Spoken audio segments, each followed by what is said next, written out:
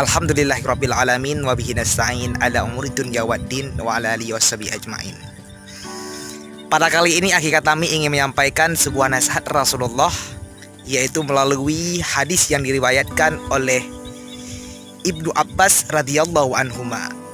Yang pertama yaitu, pergunakanlah masa mudamu sebelum datang masa tuamu.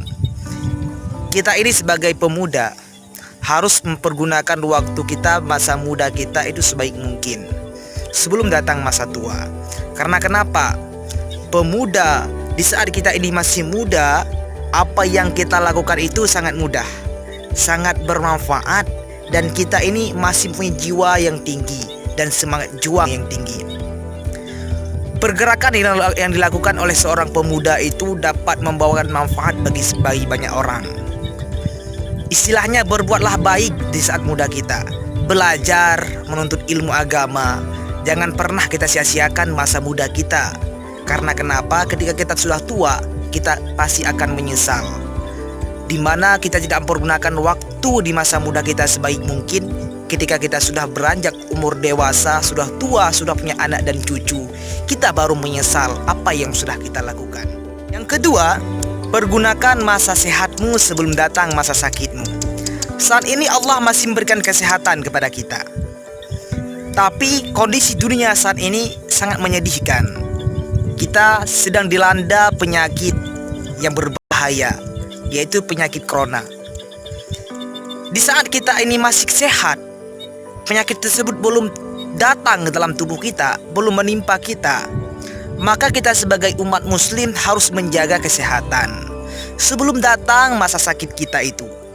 Dimana pada saat kita itu sehat, saat ini banyak anjuran yang dilakukan ataupun pergerakan yang dilakukan oleh pemerintah, yaitu dengan istilah di rumah aja dulu. Kita itu sebenarnya harus kita patuhi. Karena kenapa? Menghindari itu lebih baik daripada mengobati. Kalau seandainya corona itu datang, corona itu menimpa kita, sangat menyedihkan. Keluarga kita, sanak saudara kita, orang di sekitar kita, bisa jadi mereka juga kena penyakit yang menimpa kita itu, karena itu penyakit yang menular. Ataupun jika seandainya kita itu meninggal karena kita sakit dengan penyakit tersebut, sangat disayangkan. Keluarga kita tidak bisa menatap detik-detik terakhir ajal kita, karena kita dalam keadaan yang sangat berbahaya. Ketika MUI dan MPU mengeluarkan fatwa untuk saat ini lebih baik ibadah di rumah aja dulu, banyak sekali muncul bantahan di sosial media. Banyak yang tidak setuju. Ada juga yang mengatakan fatwa yang diambil oleh MUI tersebut tidak benar dengan ajaran agama. Saya sih bukan orang yang pintar, tapi ketika MUI ataupun MPU mengambil fatwa tersebut, mengambil langkah tersebut, pasti mereka sudah terlebih dahulu mengkajinya. Setingkat guru-guru kita yang ada di MUI dan MPU itu bukanlah orang yang ilmu agamanya masih rendah. Mereka itu kitab-kitab ada yang dikarang, beberapa kitab sanggup mereka karang. Tetapi kita ini jangankan mengarang kitab, mengarang buku, mengarang surat cinta saja masih susah. Nggak tahu kita mengambil kata-kata yang lebih bagus. Maka oleh karena itu, alangkah baiknya kita itu saling menghormati, saling menghargai. Berbeda pendapat dalam hal apapun itu hal yang wajar. Berarti itu kita ada pemikiran yang berbeda-beda, itu bukan sebuah masalah. Tetapi janganlah saling mencaci maki. Harus saling menghargai dan menghormati apa langkah tersebut. Karena mengingat hal penyakit tersebut, alangkah baiknya kita itu menjaga, menghindar dari penyakit. Oh, kita bilang kita kan belum sakit, masih sehat. Iya, kita jaga kesehatan kita sebelum sampai masa sakit kita. Yang ketiga, pergunakanlah waktu kayamu sebelum datang masa miskinmu. Di saat kita masih punya harta, di saat Allah masih menitipkan harta kepada kita, kita harus mempergunakan harta tersebut dengan baik. Contohnya, harta itu jangan kita gunakan dalam hal maksiat ataupun berjudi, membeli barang-barang yang tidak diridhai oleh Allah, Tetapi marilah kita bersedekah. Apalagi di saat kondisi bumi seperti ini, dunia seperti ini, negeri kita seperti ini. Kita itu harus menetap di rumah.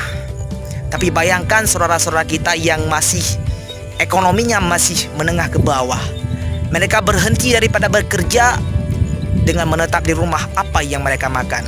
Kita yang punya harta yang masih dititipkan oleh Allah, marilah kita luangkan sedikit harta kita untuk bersedekah, berinfak sebelum datang masa miskin kita.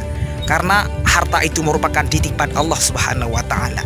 Suatu saat jika kita jatuh miskin, insya Allah pasti ada orang yang membantu kita, karena Allah sayang kepada hambanya yang dermawan.